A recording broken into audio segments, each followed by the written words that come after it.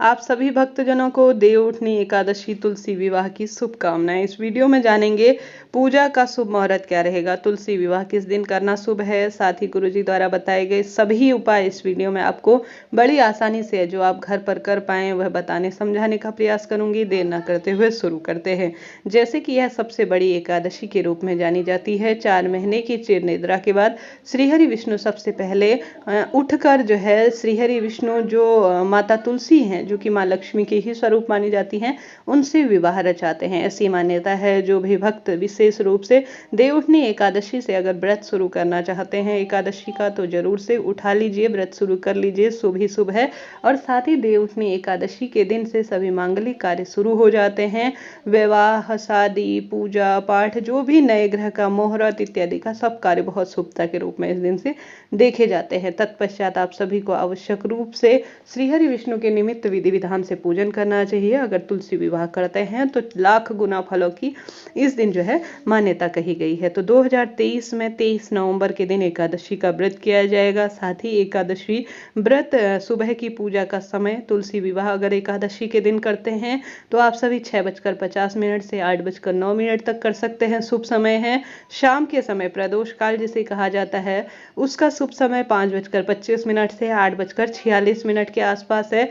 23 नवंबर के दिन आप इस शुभ मुहूर्त में पूजन करें। साथ के साथ अगर आप एकादशी तिथि के दिन तुलसी विवाह नहीं कर पा रहे हैं तो द्वादशी तिथि, पूर्णिमा, इन 5 दिनों में किसी भी दिन कर सकते हैं पूजा। अगर आप एकादशी व्रत कर रहे हैं तो पारण का समय भी बहुत आवश्यक है। एकादशी व्रत पावन पवित्र व्रत के रूप में जाना जाता है। जितना व्रत करना महत्वपूर्ण है उतना ही जो है पारण अर्थात व्रत को खोलने का समय कहा गया है। पारण के लिए विशेष तौर पर द्वादशी तिथि देखी जाती है और साथ के साथ हरिवासर का समय देखा जाता है। यह नियम बहुत महत्वपूर्ण माने जाते हैं एकादशी व्रत को पूर्ण करने के लिए। तो जो है एकादशी व्रत 23 नवंबर को कर 24 नवंबर 2023 को अपने व्रत को खोल लिया जाएगा। सुबह के समय 6:51 से 7:57 के आसपास। इस तरह से यह जानकारी है। अब जानते हैं सर्वश्रेष्ठ उपाय जो गुरुजी ने बताया है।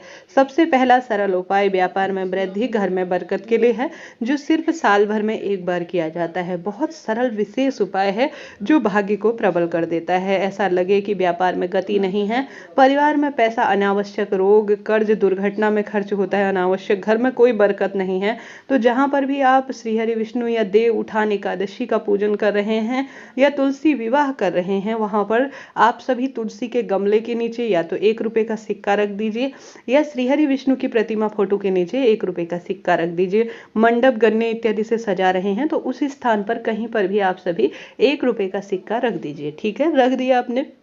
आप सभी ने तुलसी विवाह रचा लिया, सब कार्य हो गए। अब सुबह के समय ब्रह्म मुहूर्त में संभव हो तो 4 बजे के आसपास जो कार्तिक स्नान का समय होता है उस समय करते हैं तो लाभ ही लाभ है, अनंत गुना फलों की प्राप्ति होती है।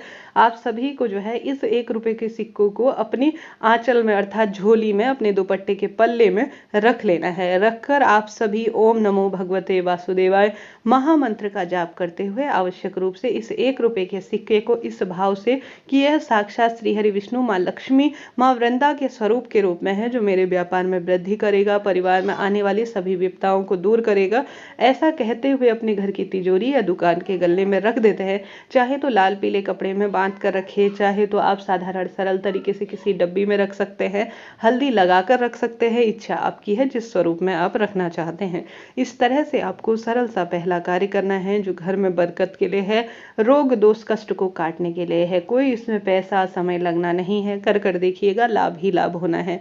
अभी तक आप सभी ने मंत्रों का दान करते हुए ओम नमो भगवते वासुदेवाय या महामंत्र श्री शिवाय नमस्तुभ्यम जरूर से नहीं लिखा है तो लिख दीजिए। चैनल पर नए हैं तो चैनल को जो है सब्सक्राइब करें, वीडियो को लाइक करें, शेयर करें और अन्य जरूरतमंद जीवन में जिनके परेशानी चल रही है उन सभी के साथ यह वीडियो शेयर कर दीजिएगा। यह बात हो गई प्रथम उपाय की। अब बात कर लेते हैं दूसरे उपाय की। एकादशी तिथि गुरुवार को पड़ रही है तो कहना ही क्या, इस दिन आप सभी को प्रयत्न करना है सुंदर पीले रंग के वस्त्रों का चयन करें। पीले रंग के वस्त्रों का सुंदरतम तरीके से चयन करें। साथ के साथ आप सभी इस दिन नहाने के पानी में तुलसी की लकड़ी को घुमाकर तुलसी की लकड़ी को पकड़ा और जो नहाने की बाल्टी है उसमें थोड़ा गंगा जल मिलाया और तुलसी की लकड़ी को घुमाकर जो है तुलसी की लकड़ी बाथरूम में नहीं छोड़े, उसे साफ स्वच्छ स्थान पर छोड़कर उससे जो है प्रभु स्मरण करते हुए स्नान करें। कहा जाता है इससे भी रोग दोष कष्ट का शमन होता है और आने वाली विपदा भी सदा सर्वदा के लिए कट जाती है। कार्य सरल है, छोटा सा है, परंतु जीवन को प्रबल करने वाला है। कर देखिएगा, प्रथम कार्य बहुत लाभ होगा। साथ ही नहाने की बात हो गई, कोशिश करें एकादशी तिथि कार्तिक माह में ब्रह्म मुहूर्त में जिसे कहा जाता है 4 से 5 बजे के बीच में उठकर स्नान किया जाता है, शुभ ही शुभ माना जाता है। आप अन्य दिनों नहीं कर सकते परंतु एकादशी तिथि के दिन करें। तत्पश्चात पीले रंग के कपड़ों का चयन करें, हल्दी का और तुलसी की माटी का मस्तक पर तिलक के रूप में धारण करें। अगर तिलक धारण किया जाता है ना तो ज्यादा से ज्यादा संकट कटते हैं, प्रभु भक्ति में ध्यान लगता है और प्रभु चिंतन प्रभु तत्व हमारे अंदर घुलता है और साथ ही गुरु ग्रह भी इससे मजबूत होता है। इस तरह से आपको अपने दिन की शुरुआत करनी है। साथ के साथ आप सभी को आवश्यक रूप से श्री हरि विष्णु के मंदिर में या घर पर ही जहां पर भी आप श्री हरि विष्णु को अभिषेक करा रहे हैं तो गुरु जी कहते हैं आप सभी को तुलसी दल नहीं तोड़े। इस दिन ध्यान रखें इस बात का, चावल नहीं खाए जाते एकादशी व्रत में, तुलसी जो है तोड़ी नहीं जाती, तुलसी माता में जलाभिषेक नहीं किया जाता। हाँ, दीपक जरूर से आपको लगाना है, तुलसी माँ की विशेष सेवा अर्चना पूजन करना है। साथ के साथ आप सभी को आवश्यक रूप से एक शंख में तुलसी दल रखकर, आप पहले से जो है तुलसी दल है तो उसे भी काम में ले सकते हैं, किसी कारण से भूल गए हैं तो आप सभी साथ के साथ, नहीं तो तुलसी माँ की झड़ी हुई पत्ती भी किसी कारण से भूल गए हैं तो आप उसे भी काम में लेकर शंख में भर लीजिए। दूध से कच्चा दूध गौ माता का और तुलसी दल डालकर ओम नमो भगवते वासुदेवाय महामंत्र का जाप करते हुए अगर श्रीहरि विष्णु के विग्रह स्वरूप या लड्डू गोपाल स्वरूप का स्नान करा देते हैं ना तो भाग्य खुल जाता है। और साथ ही बचा हुआ जो अमृत है अर्थात जो आपने पंचामृत से कह लीजिए या कर लीजिए या दूध से साधारण सरल तरीके से कच्चे दूध से अभिषेक कराया है, उस जल को अगर उस जो दूध जो श्री हरि विष्णु के स्नान से हमें प्राप्त हुआ है उसका आचमन करते हैं तो भी परिवार के सभी सदस्य कष्ट कट जाते हैं, ऐसी मान्यता है। तो यह कार्य भी आप सभी कर सकते हैं। इसके साथ साथ जो मनोकामना पूर्ति का दीपक का उपाय बताया गया है और उस वीडियो में भी इससे पहले आप देखेंगे और तुलसी विवाह की वीडियो भी चैनल पर आ चुकी है, कृपया उस वीडियो को भी देखकर सही विधि से तुलसी विवाह करें। उससे पहले जो है विशेष दीपदान बताया गया है और उसमें अन्य भी उपाय भी है, उसे भी देखकर अपना जीवन सार्थक करें। तुलसी की लकड़ी का दीपक आप सभी इस दिन जरूर से लगा सकते हैं, इससे भी अनंत गुना फलों की प्राप्ति होती है। श्रीहरि विष्णु इस कार्य से सबसे अधिक प्रसन्न होते हैं, खुश होते हैं। यह कार्य आप सभी को करना है। साथ के साथ तुलसी विवाह का महादिन है, देवउठनी एकादशी का महादिन है।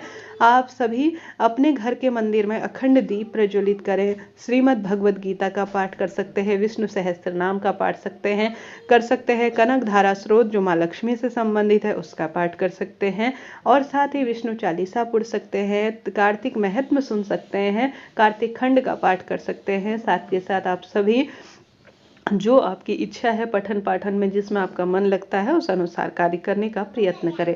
साथ के साथ आप सभी अखंड ज्योत लगाते हुए व्रत का संकल्प लें, प्रभु स्मरण प्रभु तत्व अपने जीवन में घोलने का, संचार करने का प्रभु से प्रार्थना करें। सभी देवी देवताओं की, महादेव और सभी देवी देवताओं का नियमित पूजन जैसे करते हैं उस विधि से कर लीजिएगा। एकादशी व्रत कर रहे हैं तो पूरे दिन प्रभु स्मरण करते हुए समय व्यतीत करें। रात्रि को भी जागरण करना शुभ माना जाता है।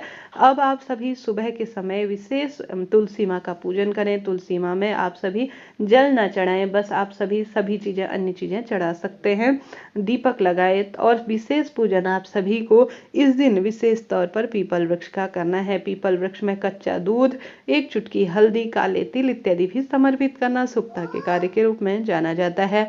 और साथ ही दीपदान खूब इस दिन करना है। चाहे तो माँ तुलसी के समक्ष 365 बाती का दीपदान कर सकते हैं। 365 बाती कैसे बनानी है इसका चैनल पर पहले ही वीडियो आ चुका है, कृपया उस वीडियो को भी जरूर से आप सभी देखिए। तो विशेष तुलसी का पूजन के साथ साथ पीपल वृक्ष की पूजा और गुरुवार है तो केले वृक्ष की पूजा रोग दोष संकट को काट देती है। उपाय तो कई तरह के हैं जो किए जा सकते हैं, परंतु साधारण सरल तरीके से इस उपाय को भी कर लेते हैं ना तो लाख गुना फलों की आपको प्राप्ति होती है। साथ ही गुरु जी कहते हैं तुलसी माँ को लाल रंग का कपड़ा अगर आप उड़ा देते हैं और उड़ाने के बाद विशेष तौर पर कार्तिक माह में या तुलसी विवाह के दिन लाल रंग का कपड़ा उड़ाकर माँ तुलसी को समर्पित कर फिर थोड़े दिनों उसे उड़ा के रखने के बाद अपने पास संभाल के रख लेते हैं तो आपके जीवन में कोई भी परेशानी किसी भी तरह से नहीं आती। साथ ही पीले कपड़े को भी माँ तुलसी को उड़ाकर रखकर आप सभी जो है उसे अपने संतान प्राप्ति की कामना करते हुए घर में अपने कमरे में संभाल कर रख लेते हैं। जिसके संतान की परेशानी चल रही है तो संतान सुख भी इस दिन का प्राप्त होता है। इस दिन तो किए जाने वाले कई उपाय हैं जो अनंत गुना फलों की प्राप्ति होती है। श्री हरि विष्णु के बहुत प्रिय होती है गौ माता कृष्णा स्वरूप में, तो गौ माता को गुड़ चना रोटी में रखकर खिलाएं, अनंत गुना फलों की प्राप्ति होगी। हालांकि इससे पहले मैंने आपको वीडियो बताया गया है, खूब खूब दीपदान करें, खूब प्रभु भक्ति में अपना मन लगाएं। इस तरह से जानकारी थी, मैंने बताने का प्रयत्न किया। आपके लिए वीडियो उचित उपयोगी रहा हो तो लाइक करें, शेयर करें, सब्सक्राइब करें। कोई मन में सवाल हो तो पूछ लीजिएगा। आपका अपना चैनल है। जय माता दी दोस्तों।